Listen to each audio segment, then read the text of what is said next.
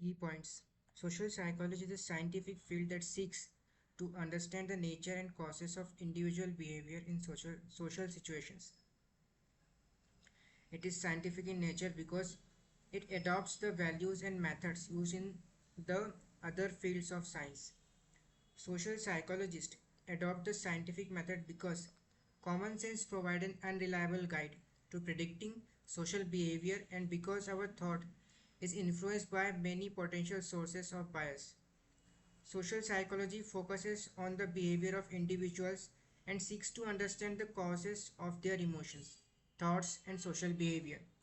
This can involve the behavior and appearance of others, environmental factors, cultural values, and even biological and genetic factors. Research from an evolutionary psychology perspective emphasizes how natural selection may have encouraged particular behavior tendencies, especially those related to mating and sexuality. Social psychology seeks to establish the basic principles that govern social life despite cultural differences and rapid changes in technology that affect how social life unfolds. 1.2 Social psychology advances at the boundaries. Objective: examine the major avenues that social psychology is currently exploring. Textbooks like Fine Wine don't necessarily improve with age, so to remain current, they must keep pace with changes in the fields they represent. Making certain that this book is current in the best sense of this term is one of the key goals. You can be sure that the research presented in the chapters that follows is a contemporary view of social psychological knowledge concerning the social side of life. Consistent with this goal, we will now describe several major trends in modern social psychology, themes and ideas that you will see throughout this text because they represent what is of central focus to social psychology. 1.2.1 Cognition and behavior, two sides of the same social coin. In the past, social psychologists could be divided into two distinct groups: those who were primarily interested in social behavior, how people act in social situations, and those who were primarily interested in social thought, how people attempt to make sense of the social world and to understand themselves and others. In modern social psychology, behavior and cognition are seen as intimately and continuously linked. In other words, there is a virtually universal agreement in the field that we cannot hope to understand how and why people behave in certain ways in social situations without considering their thoughts, memories, intentions, emotions, attitudes, and beliefs. Similarly, virtually all social psychologists agree that there is a complex interplay between social thought and social behavior. What we think about others influences our actions toward them, and the consequences of these actions then affect our emotions and social thought. So, in trying to understand the social side of life, modern social psychology integrates both. That will be our approach throughout the book, and it will be present in virtually every chapter. 1.2.2 The role of emotion in social side of life. Can you imagine life without emotions? Probably not, because life without feelings would be missing a lot and not reflects human as we know them. Social psychologists have always been interested in emotions and moods with a good reason. They play a key role in many aspects of social life. For instance, imagine that you want a favor a friend from a friend or acquaintance. When would you ask for it?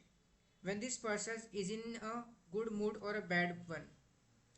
Research findings indicate that you would do much better when that person is in good mood because positive moods do increase our tendency to offer help to others. Exam. Similarly, suppose you are meeting someone for the first time. Do you think your current mood might influence your reaction to this person?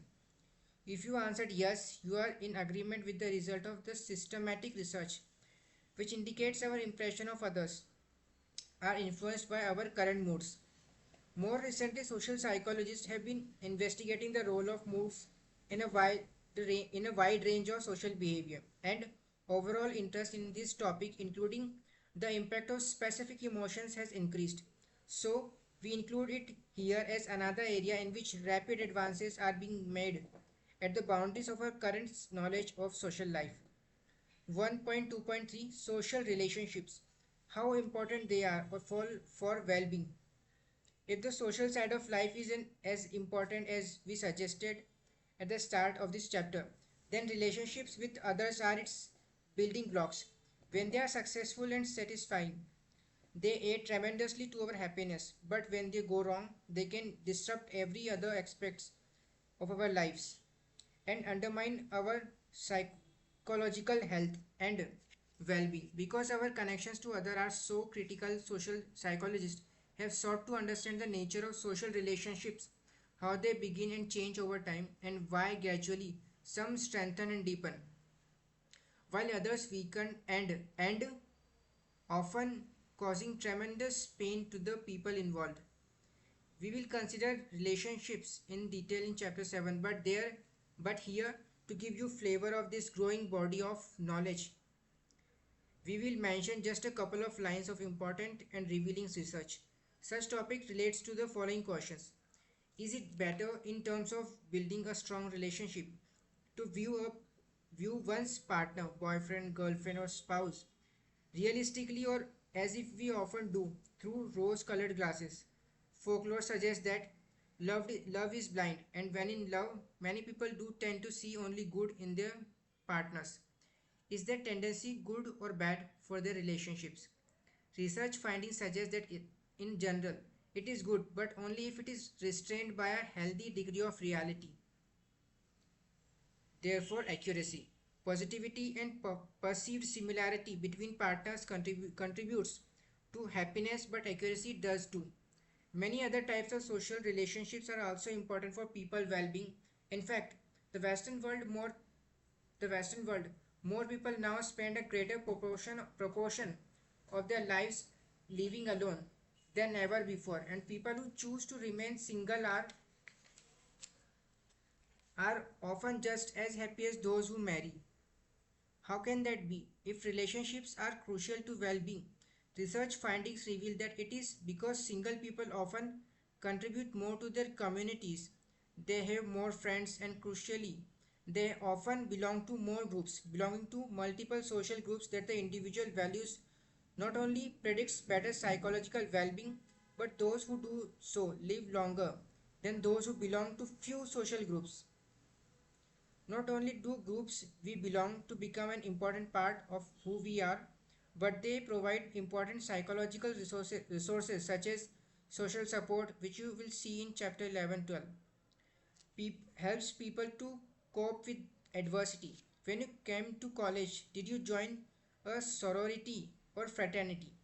Connect with others in your dorm, or perhaps even take part in your campus psychology club? If you did, as shown in figure, being part of such groups can help boost self-esteem.